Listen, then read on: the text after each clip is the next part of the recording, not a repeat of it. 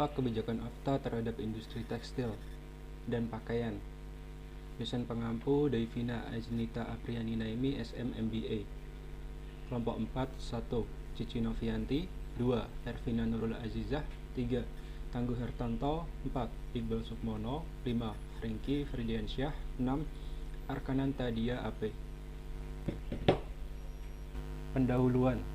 AFTA, ASEAN Free Trade Area, merupakan salah satu bentuk kerjasama negara kawasan Asia Tenggara (ASEAN) dalam bidang ekonomi yang didirikan pada tanggal 28 Januari 1992.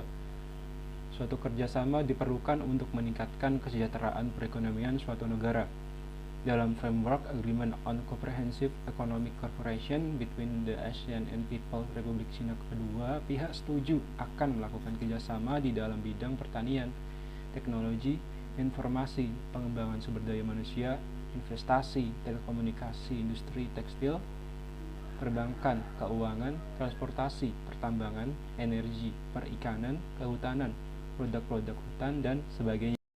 Industri tekstil dan pakaian mempunyai peran penting dalam perekonomian Indonesia. Selain sebagai penghasil devisa, industri tekstil dan pakaian merupakan industri padat karya yang mampu menyerap banyak tenaga kerja, termasuk tenaga kerja berpendidikan rendah. Industri tekstil dan pakaian jadi merupakan industri manufaktur yang mencatatkan pertumbuhan paling tinggi pada tahun 2019 di antara seluruh kelompok industri pada sektor industri pengolahan. Pertumbuhan tersebut melampaui pertumbuhan industri kimia, farmasi, dan obat tradisional yang pada tahun 2019 tercatat 8,48%.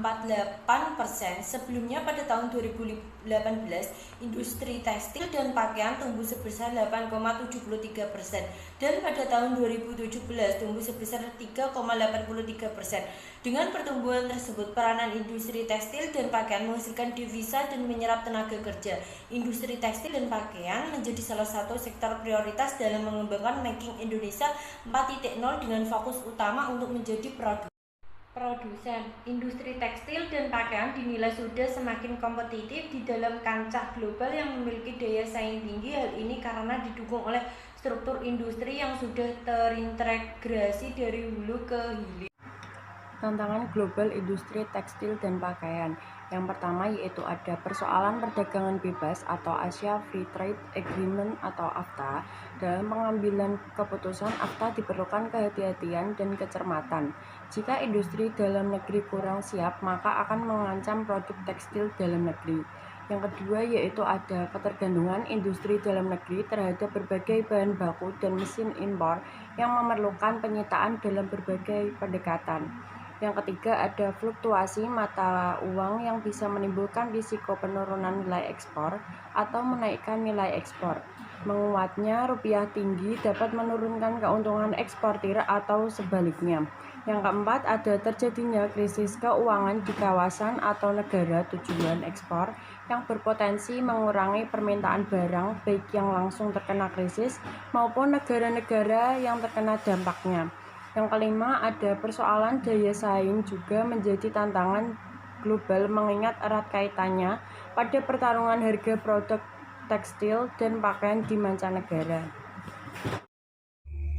Permasalahan yang dihadapi industri tekstil dan pakaian jadi 1. PPN 10% Kapas. Sejak 22 Juli 2014 status Kapas berubah menjadi barang tidak kena pajak menjadi barang kena pajak, yaitu pajak pertambahan nilai atau PPN sebesar 10%. Mengakibatkan harga produksi benang, kain, pakaian jadi tidak lagi cukup kompetitif karena bahan bakunya mengalami peningkatan harga akibat adanya PPN 10%. Yang kedua, belum adanya perjanjian FTA Free Trade Agreement dengan negara Eropa, Turki, dan Amerika Serikat.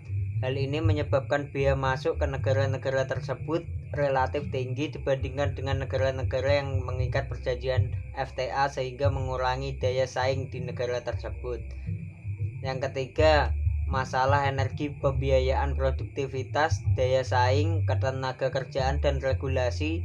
Dari sisi internal industri tekstil dan pakaian masih berhadapan dengan berbagai permasalahan yang hingga kini solusinya masih dalam pembahasan, yaitu masalah energi, masalah pembiayaan, untuk modal kerja, ketenaga kerjaan, dan produktivitas, masalah tarif yang mahal pada infrastruktur logistik darat, laut, udara, dan masalah pasar domestik yang dibanjiri produk impor baik legal maupun ilegal. Selanjutnya, dampak kebijakan AFTA terhadap industri tekstil. 1. Serbuan produk asing terutama dari Cina dapat mengakibatkan kehancuran sektor-sektor ekonomi yang menjadi target pemasaran produk-produk asing.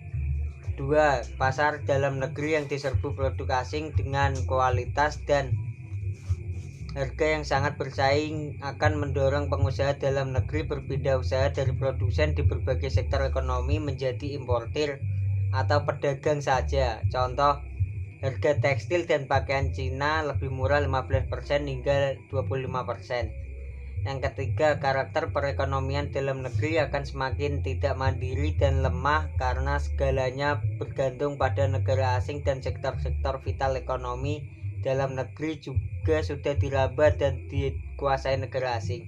Keempat, peranan produksi terutama sektor industri, manufaktur, dan IKM dalam pasar nasional akan terpangkas dan digantikan impor yang akan berdampak pada lapangan pekerjaan semakin menurun.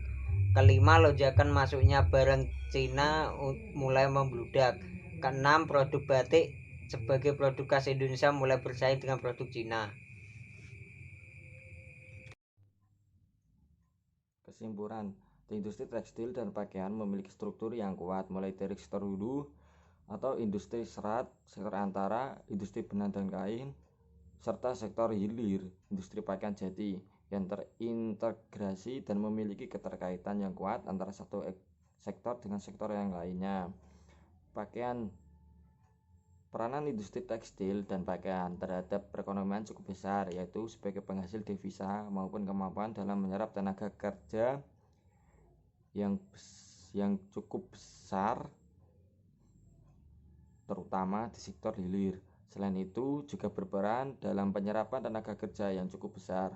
Dampak dari kebijakan AFTA membuat banyak kalangan yang mengecam pemerintah karena dinilai kurang tegas untuk menolak dan mengikuti keputusan negara-negara maju, sehingga mengakibatkan kondisi industri tekstil dan pakaian lokal mendapatkan pukulan besar dari lonjakan produk Cina dengan leluasa.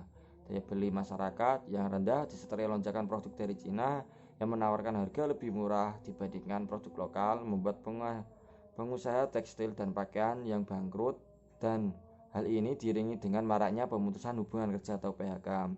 Industri tekstil dan pakaian dalam perkembangannya menunjukkan pengaruh positif dan signifikan terhadap ekspor produk Indonesia. Sedangkan di sisi lain, keanggotaan ADTA memiliki hubungan positif tidak signifikan terhadap ekspor tekstil dan hubungan negatif tidak signifikan terhadap ekspor produk tekstil Indonesia. Saran: melihat dampak berlakunya kesepakatan AFTA yang lebih banyak merugikan pihak Indonesia, maka sebaiknya pemerintah segera bertindak mengatasi situasi yang ada, yaitu dengan 1. Melakukan pengawasan bagi barang impor asal Cina. Hal ini karena masih banyak barang ilegal impor. 2. Pemerintah selaku buyer membantu mempromosikan produk tekstil lokal ke pasar luar negeri. 3. Perbaikan infrastruktur untuk mempermudah dan mengurangi produksi barang. 4. Dibutuhkan kesadaran para importer Indonesia agar tidak sekedar mengimpor untuk mencari untung dengan menghancurkan industri lokal. 5. Pemerintah memberikan dukungan untuk menunjang kemajuan kepada pengusaha kecil menengah industri tekstil dan pakaian dalam berinovasi dan dapat bersaing di kancah perdagangan bebas.